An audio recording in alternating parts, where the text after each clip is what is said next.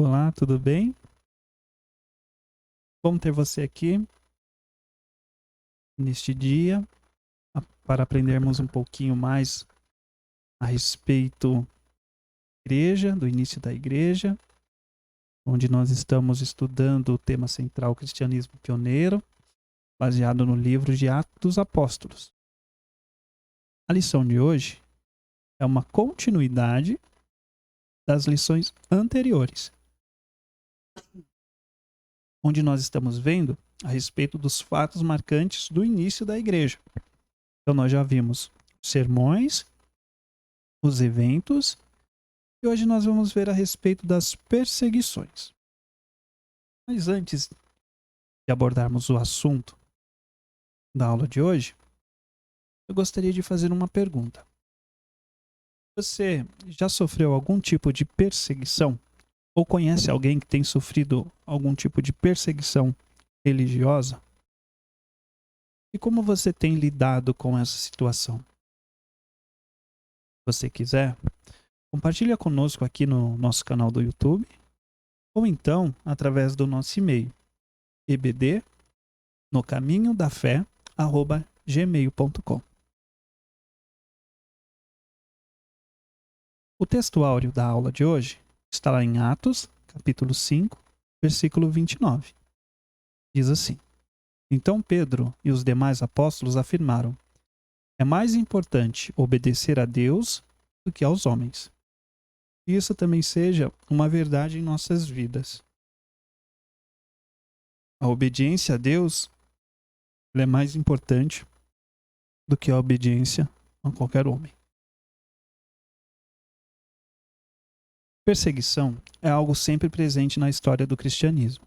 Paradoxalmente, apesar de trazer sofrimento e até morte à vida dos seguidores de Cristo, ela sempre favorece o avanço do Evangelho. As perseguições mencionadas aqui se situam entre os anos 30 e 32 depois de Cristo. A proporção que os cristãos eram perseguidos, a igreja se fortalecia e crescia. Os textos revelam um crescimento exponencial da igreja nesses 3 anos. Atos 2:41. Então os que aceitaram a palavra de Pedro foram batizados, havendo um acréscimo naquele dia de quase 3.000 pessoas. Versículo 47. Louvando a Deus e contando com a simpatia de todo o povo, enquanto isso, o Senhor lhe acrescentava dia a dia os que iam sendo salvos. Atos 4:4. Porém, muitos dos que ouviram a palavra creram, subindo o número desses homens a quase 5.000. Atos 5:14. E aumentava sempre mais o número de crentes no Senhor, uma multidão de homens e mulheres. Então nós vemos aqui nesses relatos bíblicos, nesses versículos, né, a concretização disso. Então nós vemos que conforme a igreja ela era perseguida, conforme ia acontecendo, né,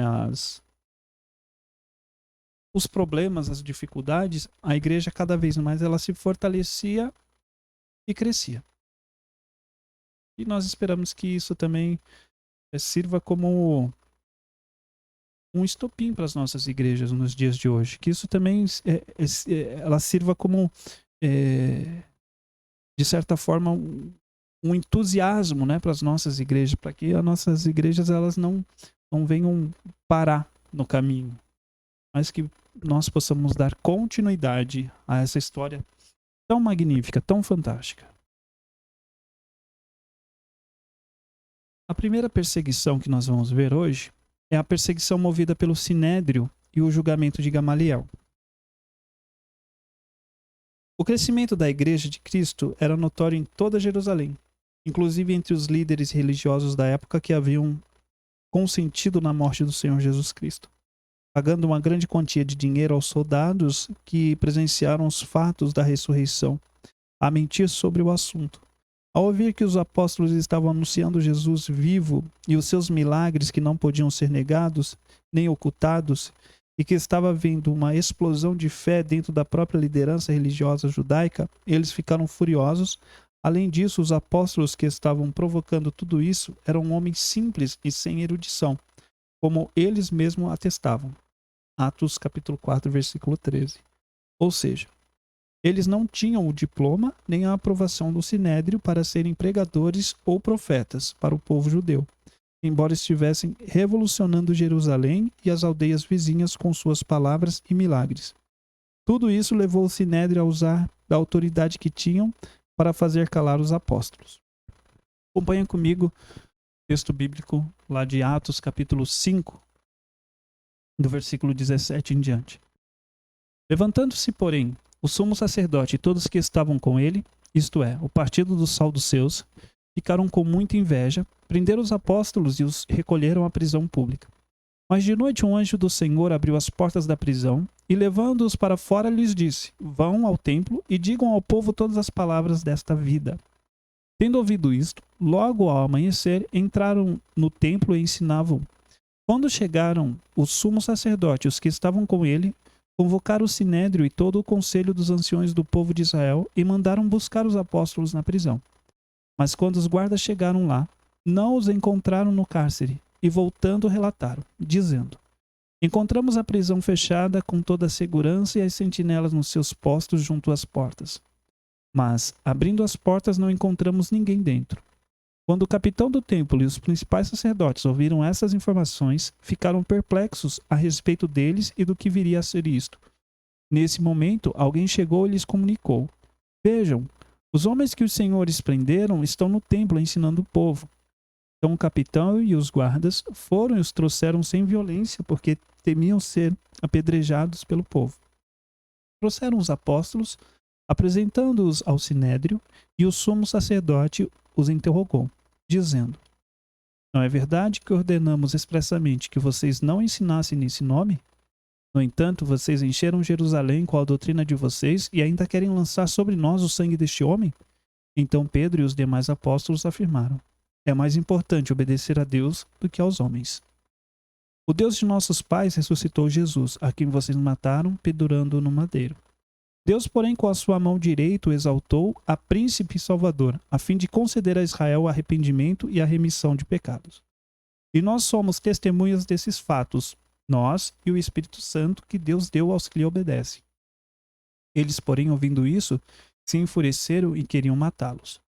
Mas levantando-se no sinédrio um fariseu chamado Gamaliel, mestre da lei, respeitado por todo o povo, mandou que os apóstolos fossem levados para fora por um momento. Então disse ao sinédrio: Israelitas, tenham cuidado com o que vão fazer a estes homens. Porque algum tempo atrás se levantou Teudas, dizendo ser alguém muito importante, a qual se juntaram cerca de 400 homens. Mas ele foi morto e todos os que lhe obedeciam se dispersaram e foram reduzidos a nada. Depois desse, levantou-se Judas, o Galileu, nos dias do recenseamento e levou muitos consigo. Também esse foi morto e todos os que lhe obedeciam foram dispersos. Neste caso de agora, digo a vocês, não façam nada contra esses homens. Deixe que vão embora. Porque se este plano ou esta obra vem de homens, será destruído. Mas se vem de Deus, vocês não poderão destruí-los e correm o risco de estar lutando contra Deus. E os membros do sinédrio concordaram com Gamaliel. Então, chamaram os apóstolos e o açoitaram, e ordenando-lhes que não falassem no nome de Jesus, os soltaram. E eles se retiraram do sinédrio, muito alegres por terem sido considerados dignos de sofrer afrontas por este nome. E todos os dias no templo e de casa em casa, não cessavam de ensinar e de pregar que Jesus é o Cristo. Então nós vemos aqui alguns fatos importantes. O primeiro foi Deus quem mandou um anjo que abriu as portas da cadeia e os mandou sair com a ordem de darem continuidade à missão de anunciar o evangelho. E o segundo fato é que Gamaliel, que era da seita dos fariseus, convenceu o sinédrio a soltar os apóstolos. Então aqui só para a gente entender um pouquinho mais quem eram os fariseus. Fariseu em hebraico quer dizer separado. Era o nome de uma das 3 principais seitas judias, juntamente com os saduceus e os essênios. E os fariseus sustentavam a doutrina da predestinação, que consideravam em harmonia com o livre-arbítrio, acreditavam na imortalidade da alma, na ressurreição do corpo e na existência do espírito, nas recompensas e castigos na vida futura, de acordo com o modo de viver neste mundo. Então, tanto os fariseus quanto os saduceus e os essênios, eles eram seitas, né? Seitas judias, e eles tinham algumas divergências, tá? Então, alguns assuntos que eles discordavam plenamente. Como as ameaças feitas alguns dias antes não calaram Pedro nem João, o Sinédrio decidiu prender todos os apóstolos. Foi todo mundo para a cadeia pública. Não sabemos quantas horas eles ficaram lá, mas chegando à noite, tudo mudou.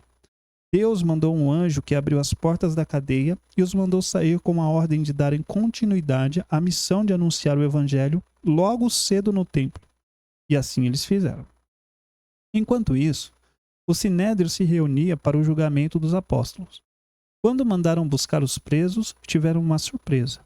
As portas da prisão estavam trancadas, com toda a segurança, os guardas em pé junto às portas, mas as celas estavam vazias. Nesse interim, chegou uma pessoa que lhes informara que os apóstolos estavam no templo ensinando. Outra vez, o capitão dos guardas do templo saiu com sua tropa para buscar os apóstolos. Pedro e João, acompanhados dos outros apóstolos, foram levados até Anás, o sumo sacerdote. Quando, questionados sobre a desobediência às ordens de não mais testemunharem de Jesus, todos afirmaram: é mais importante obedecer a Deus do que aos homens. Corajosamente continuaram acusando-os de terem crucificado o Senhor Jesus. Se o que faziam nas ruas já era motivo de prisão, essa acusação enfureceu o Sinédrio a ponto de pensar em matá-los. Mas, uma vez, Deus interveio e Gamaliel, que era da seita dos fariseus, razoando com o Sinédrio sabiamente, trazendo à memória todas as iniciativas frustradas de formação de seitas religiosas, os advertiu a deixar os apóstolos seguirem com sua missão, pois se era projeto de Deus, eles estariam lutando contra Deus, e os convenceu a soltar os apóstolos depois de serem chicoteados e intimados a não falar em nome de Jesus. Então nós vimos através dos relatos bíblicos esses dois fatos aqui nesta perseguição. O primeiro que, quando eles foram libertos do cárcere, eles foram libertos, mas com uma missão: continuar anunciando o evangelho. Isso eles fizeram. Assim que saíram, né, da prisão, no dia seguinte eles já estavam ensinando no templo. E o segundo fato interessante aqui é que nós vemos Gamaliel convencendo o Sinédrio a soltar os apóstolos. E ele faz isso fazendo menção de outros dois personagens, né, Teudas e Judas, o Galileu. Então ele cita esses outros dois personagens, né, que tentaram em algum momento suscitar uma nova seita, mas que acabou não dando em nada após a sua morte. Os seus seguidores, eles foram dispersos após a morte. Então, Gamaliel, ele dá o mesmo exemplo. Ele fala, ora, não vamos fazer nada com eles. Porque assim, se essas ações que eles estão fazendo, se isso aí é algo humano, é do homem, não vai dar em nada. Porém, se for de Deus, é bom tomar cuidado, que ele fala assim, lá no versículo 39, mas se vem de Deus, vocês não poderão destruí-los e correm o risco de estar lutando contra Deus. Então Gamaliel chama a atenção aqui do Sinédrio, nesse sentido. Então eles acabam decidindo por soltá-los, mas antes de soltá-los, né, eles falam, olha, não falem mais nesse nome. E o resultado? O versículo 41 realça bem a compreensão que os apóstolos tinham sobre o sofrimento por amor a Cristo, como haviam sido comissionados para transmitir as boas novas de sua ressurreição a todos, o faziam com toda a ousadia. O sofrimento lhes trazia alegria sem par, pois se sentiam honrados e privilegiados de sofrerem por causa de Jesus. O versículo 42 é só uma consequência natural de quem se sente aprovado na missão. Mas, entusiasmados e ousados, os apóstolos continuaram todos os dias, de casa em casa e também no templo, a ensinar e anunciar de Jesus, que Jesus era o Cristo, o Salvador do mundo. Então, assim, os resultados foi o quê? A propagação do Evangelho. Com mais entusiasmo e com mais ousadia ainda. Então, assim, ao invés daquela perseguição inibir o crescimento, a expansão do evangelho, ela serviu como combustível.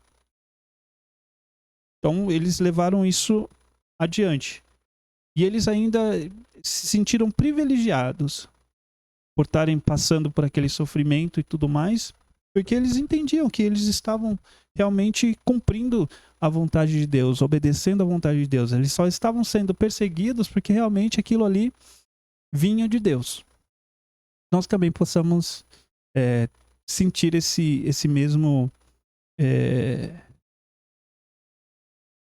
ter esse mesmo prazer, ter esse mesmo sentimento nas nossas vidas, né? Quando formos injuriados porque confessamos a Cristo como nosso Senhor e nosso Salvador. Se por algum motivo alguém nos perseguir ou, sei lá, fizer alguma falsa acusação contra nós, e isso não venha nos frustrar, mas que isso sirva como combustível para falar ainda mais, com mais ousadia, com mais entusiasmo, né, de Jesus e da sua obra maravilhosa. A segunda perseguição que nós vamos ver é a perseguição contra Estevão e o seu martírio. E nós vamos ver lá em Atos capítulo 6, do 8 ao 15. Diz assim: Estevão, cheio de graça e de poder, fazia prodígios e grandes sinais entre o povo. Então, alguns dos que eram da sinagoga chamada dos libertos, dos sirineus, dos alexandrinos e dos da Cilícia e da província da Ásia se levantaram e discutiam com Estevão.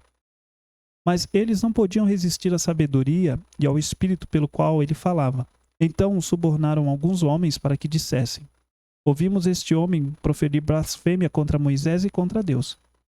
Atiçaram o povo, os anciões e os escribas, e investindo contra Estevão, agarraram e levaram ao sinédrio. Apresentaram testemunhas falsas que disseram: Este homem não para de falar contra o lugar santo e contra a lei.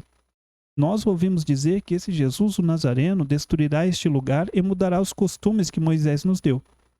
Todos os que estavam sentados no sinédrio, fitando os olhos em Estevão, viram seu rosto como se fosse rosto de anjo.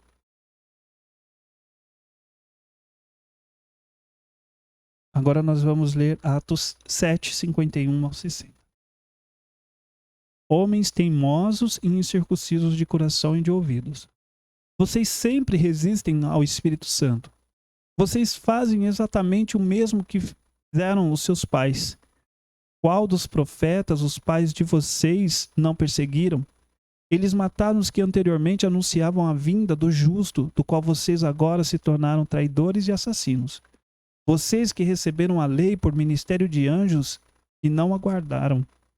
Ao ouvirem isto, ficaram com o coração cheio de raiva e rangiam os dentes contra ele. Mas Estevão, cheio do Espírito Santo, fitou os olhos no céu e viu a glória do Deus e Jesus que estava à direita de Deus. Então disse: Eis que vejo os céus abertos e o Filho do Homem em pé à direita de Deus. Eles, porém, gritando bem alto, tamparam os ouvidos e unânimes avançaram contra ele.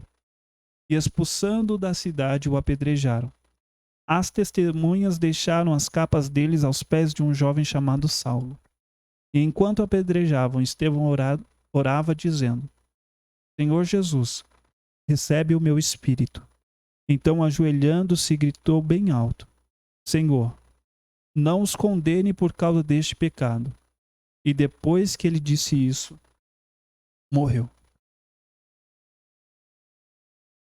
É forte, né, essa passagem. Nós vemos aqui, é forte tanto do lado de Estevão, que em momento algum ele ele renunciou a Cristo. Em momento algum ele se intimidou com aquela situação. Mas ele falou com ousadia. Ele teve coragem. Ele desafiou aqueles homens. Ele comprovou de que realmente aquilo que ele estava falando era verdadeiro, era real para ele. Então, os fatos. Com a necessidade de instituir o diaconato por conta do crescimento de número de discípulos, Estevão foi um dos escolhidos e se destacava dos demais por realizar grandes sinais entre o povo, atraindo a atenção de membros da sinagoga. Estevão foi preso e as falsas testemunhas apresentadas enquanto mentiam, o rosto de Estevão foi ficando semelhante a de um anjo para o espanto de todos. Estevão, cheio do Espírito Santo, pregou, discorrendo sobre toda a história do povo judeu até acusá-los de rejeição do próprio Deus encarnado, Jesus Cristo.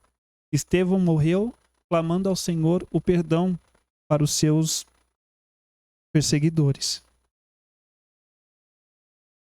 O capítulo 6 começa com a notícia de que o número de discípulos continuava a crescer, resultando também no crescimento das necessidades dos que abandonavam tudo para seguir a Cristo.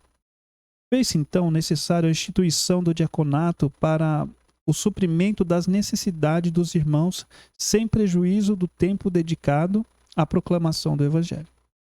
Entre os escolhidos, Estevão se destacou não só por distribuir alimentos para os necessitados, mas também para realizar grandes sinais entre o povo, no ministério de fé e poder no Espírito, atraindo a atenção de membros da sinagoga. Nas discussões, eles eram vencidos pela sabedoria e poderosa atuação do Espírito Santo na vida de Estevão. Isso gerou muita raiva, resultando em suborno e falso testemunho contra ele, além de um grande tumulto entre o povo e a intervenção do Sinédrio. Estevão foi preso e as falsas testemunhas foram apresentadas. Enquanto mentiam, o rosto de Estevão foi ficando semelhante ao de um anjo para o espanto de todos. Com direito à defesa, Estevão abriu a sua boca e, cheio do Espírito Santo, pregou discorrendo sobre toda a história do povo judeu, até acusá-los de rejeição do próprio Deus encarnado, Jesus Cristo. Quando chegou neste ponto, a ira do Sinédrio entrou em ebulição e, levando-o para fora, o apedrejaram. Estevão morreu clamando ao Senhor o perdão para os seus perseguidores, um verdadeiro exemplo de submissão e de confiança na justiça de Deus. Qual foi o resultado, então, dessa perseguição? Os judeus decidiram intensificar a perseguição contra a igreja em Jerusalém, mas o que eles viam como a destruição da igreja tornou-se o primeiro movimento na expansão do evangelho. Enquanto alguns irmãos sepultavam Estevão, os judeus decidiram intensificar a perseguição contra a igreja em Jerusalém. Mas o que eles viam como a destruição da igreja tornou-se o primeiro movimento na expansão do evangelho para outras partes do mundo, conhecido conforme lemos em Atos 9, versículo 19 e 20. Ouvindo e vendo tudo o que acontecia, estava um homem chamado Saulo, que anos mais tarde também estaria sendo perseguido. Mais uma vez fica claro que a perseguição acelera e expande a marcha do evangelho. Glória a Deus.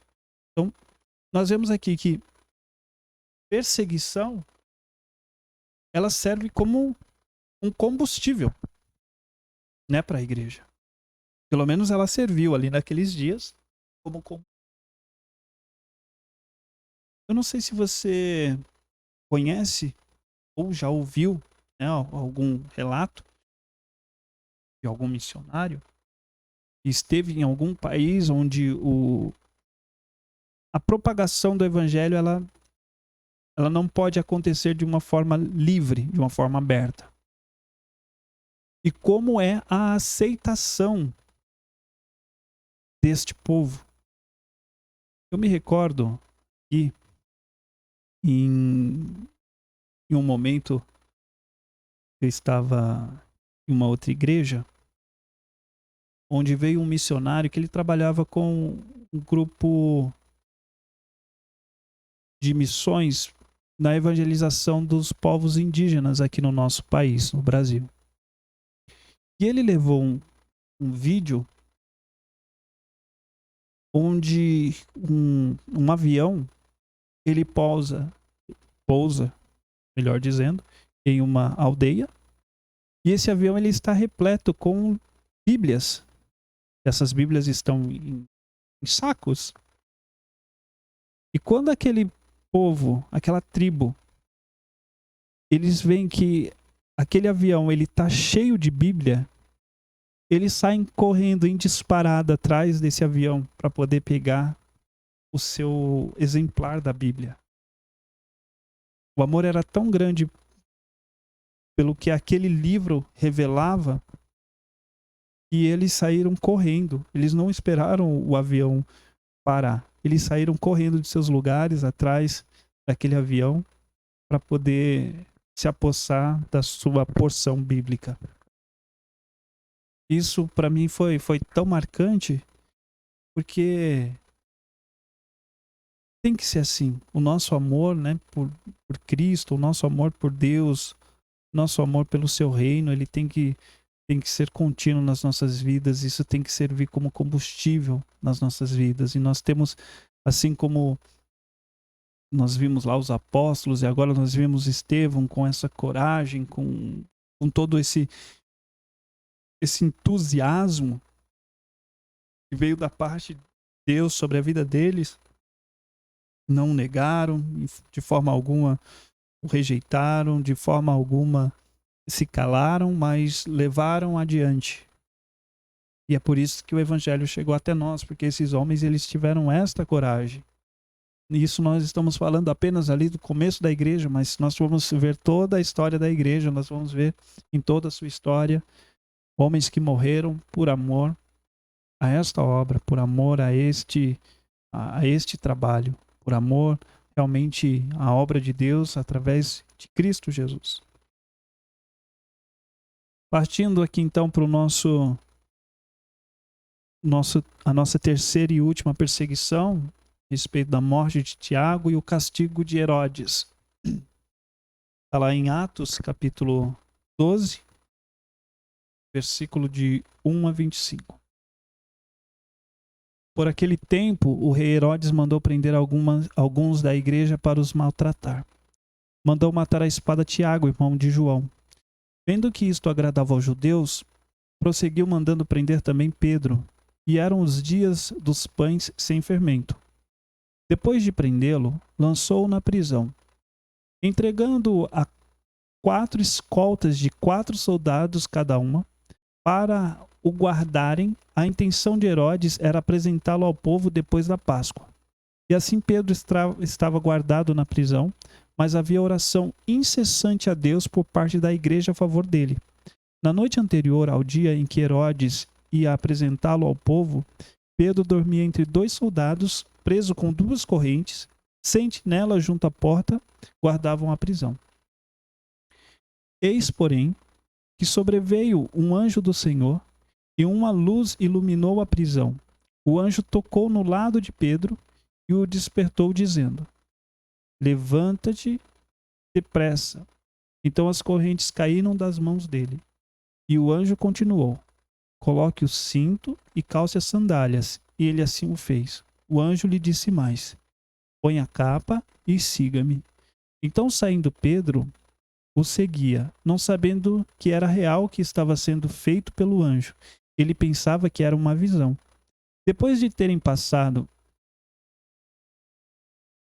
a primeira e a segunda sentinela, chegaram ao portão de ferro que dava para a cidade, o qual se abriu automaticamente. E saindo, enveredaram por uma rua, e logo adiante o anjo se afastou dele. Então Pedro, caindo em si, disse: agora sei que de fato o Senhor enviou o seu anjo e me livrou da mão de Herodes e de toda a expectativa do povo judeu. Ao se dar conta disso, Pedro resolveu ir à casa de Maria, mãe de João, também chamado Marcos. Então muitas pessoas estavam congregadas e oravam. Quando ele bateu à porta da frente, uma empregada chamada Rode foi ver quem era. Reconhecendo a voz de Pedro, ficou tão alegre que nem o fez entrar, mas voltou correndo para anunciar que Pedro estava à porta. Então os outros disseram: você ficou louca? Ela, porém, persistia em afirmar que era verdade. Então disseram: é o anjo dele. Enquanto isso, Pedro continuava batendo.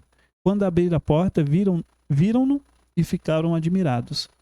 Ele, porém, fazendo-lhe sinal com a mão para que se calassem, contou-lhes como o Senhor o tinha tirado da prisão. E acrescentou: anunciem isto a Tiago e aos irmãos. E saindo foi para outro lugar. Quando amanheceu, houve grande alvoroço entre os soldados sobre o que teria acontecido com Pedro.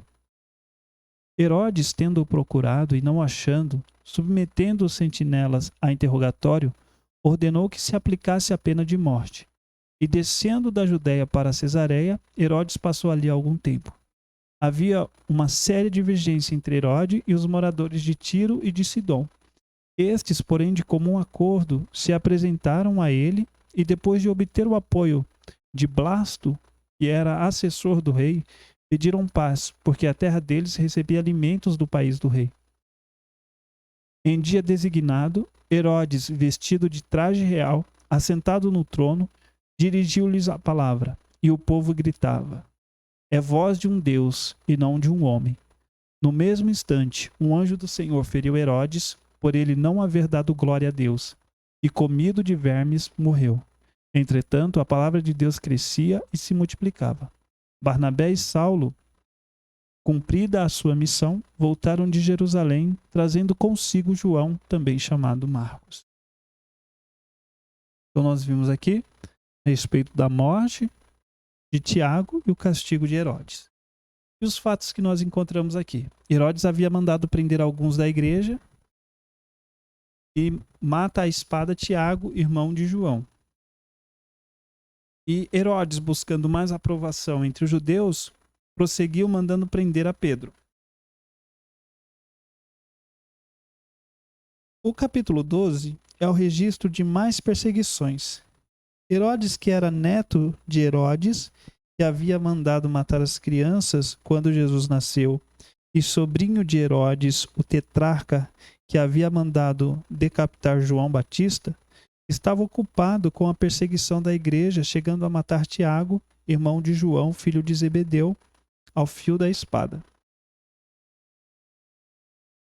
Herodes, no seu afã de expandir suas ações malévolas de perseguição aos cristãos e angariar mais aprovações dos judeus, voltou-se para Pedro, que estava em Jerusalém celebrando a Páscoa, que agora tinha um novo significado para ele. Pedro foi preso. Herodes, ciente das suas outras prisões, reforçou as patrulhas de soldados, 4 grupos de 4 soldados cada, para vigiar Pedro algemado com 2 correntes e dormindo entre 2 soldados na prisão até depois da Páscoa. Tudo para que não se repetisse o que já havia acontecido, ou seja, Pedro sair da cadeia sem que ninguém tivesse explicação para tal. Mas como diz o versículo 5, Pedro estava na prisão, mas a igreja orava a Deus com insistência em seu favor. A igreja conhecia o poder de Deus e sabia que para ele não havia portas fechadas. O versículo 12, nos informa que a igreja que se reunia na casa de Maria, mãe de João Marcos, orava incessantemente para que Deus, mais uma vez, operasse maravilhas no meio de um povo incrédulo. A oração é fortaleza para o crente em qualquer circunstância. E qual foi o resultado disso? Deus operou poderosamente mais uma vez. Livrou Pedro da prisão sem que ninguém percebesse. Após Pedro contar o que havia acontecido, fortaleceu a fé de alguns irmãos.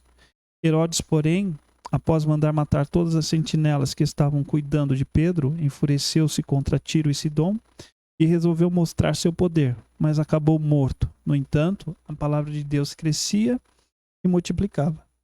Deus operou poderosamente mais uma vez. Pedro foi acordado por um anjo que o tocou e por uma luz resplandecente que mais lhe parecia uma visão, e mesmo que os soldados nada vissem, as algemas caíram, ele se vestiu, as portas se abriram, ele caminhou entre as sentinelas, e finalmente se viu sozinho na rua. Tudo foi tão extraordinário que Pedro, acordado, pensava que era... Perdão, irmãos. Tudo foi tão extraordinário que Pedro, atordoado, pensava que era uma visão. Só depois, andando pela rua, é que ele caiu em si. Quando chegou à casa em que estavam os irmãos, eles também não acreditaram. Mas após Pedro lhes contar o que havia acontecido, aqueles irmãos se fortaleceram na fé. Herodes teve outro fim. Após mandar matar todas as sentinelas que estavam cuidando de Pedro e passar um tempo em Cesareia, enfureceu-se contra Tiro e Sidom e resolveu mostrar seu poder em seus trajes reais para ser bajulado pelo povo. Mas Deus disse basta. No mesmo instante, um anjo do Senhor o feriu, porque não deu glória a Deus e, comido por vermes, morreu. Os perseguidores do Evangelho são cegos pelo ódio e pela falsa sensação de poder e não podem perceber o poder de Deus. Contudo, a palavra de Deus continuava a ser proclamada e a igreja crescia e se multiplicava, como diz o versículo 24. Estes são os resultados da perseguição. Então, nós vemos aqui na aula de hoje que as perseguições, elas tiveram e têm uma importância muito grande na vida da igreja. Ela serve como realmente combustível, algo que nos dá motivação para irmos adiante. Talvez se no nosso país a igreja ela tivesse algum tipo de perseguição, como existe em outros países, talvez a igreja brasileira ela fosse mais ousada na evangelização. Então, hoje nós temos uma liberdade e nós não usamos desta liberdade para anunciar o amor de Deus aos homens. Talvez seja por conta de medo, por vergonha ou por algum outro motivo. Que nós não possamos nos calar, mas levar adiante esta missão, essa obra que começou com os apóstolos. E realmente tenhamos esta mesma coragem que eles tiveram, essa mesma ousadia, essa mesma determinação. E que em nossos corações esteja a mesma afirmação que esteve no coração de Pedro e dos apóstolos. Importa obedecer a Deus e não aos homens. Então essa lição nos convida a uma reflexão profunda sobre a disposição com que enfrentamos nossas lutas diárias como servos do Deus Altíssimo. Se temos a certeza de que estamos nas mãos desse mesmo Deus, por que nos afligir com alguma coisa? Então esse fica como uma pergunta, né, a nós. Eu quero agradecer pela sua vida. Essa aqui é a nossa referência bibliográfica. Nós estamos usando a revista Compromisso, Cristianismo Pioneiro, da editora Convicção. Eu convido você a orar para encerrarmos mais esse estudo. Senhor Deus, obrigado por essa oportunidade que o Senhor nos dá de aprendermos um pouco mais do Senhor. Obrigado, Deus, pela vida desta pessoa que me ouve e que este estudo possa nos trazer clareza e também possa nos desafiar a irmos além, a darmos um passo em tua direção. Nos ajuda nos nossos desafios. Nos ajuda, Senhor, quando formos perseguidos, quando a nossa fé for desafiada. Mas que em tudo prevaleça o nosso amor pelo Senhor, o nosso amor pela tua obra. Que o Senhor nos dê um coração obediente a ti. E muito obrigado pela vida desses que iniciaram. Obrigado pela vida dos apóstolos. Obrigado pela vida também dos demais mártires durante a história da igreja até os nossos dias atuais. Obrigado pelos nossos missionários que têm levado, têm propagado, Senhor Deus, o teu amor, a tua palavra, Senhor Deus, em países com uma realidade diferente do nosso país. Assim, Deus, eu agradeço a ti por mais esta aula, por mais esse dia. Fica conosco, nos abençoa. No nome do teu Filho Jesus. Amém.